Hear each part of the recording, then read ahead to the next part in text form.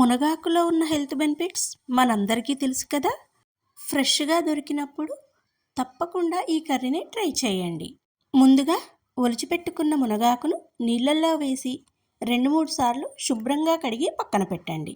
ఇప్పుడు స్టవ్ పైన ప్యాన్ పెట్టి ప్యాన్ హీట్ అయ్యాక 2 టేబుల్ స్పూన్ల ఆయిల్ వేసి పోపు దినుసులు, ఒక మీడియం సైజు ఉల్లిపాయను వేసి అవి చక్కగా ఫ్రై అయ్యాక కడిగి పెట్టిన మునగాకును కూడా ఈ తాలింపులో వేసి అరకప్పు నానబెట్టిన పెసరపప్పు, రుచికి సరిపడా సాల్ట్, 1/2 టేబుల్ స్పూన్ పసుపు వేసి అన్నీ కలిసేలా ఒకసారి కలిపి మూత పెట్టి 10 నిమిషాలు మగ్గాక 10-15 దంచిన వెల్లుల్లిని వేసి అవి కూడా మగ్గాక వేరుశనగలు, కొబ్బరి, వెల్లుల్లి, కారాన్ని వేసి అంతా కలిసేలా కలిపి 2-3 నిమిషాలు కారం కూడా మగ్గించాక స్టవ్ ఆఫ్ చేయండి.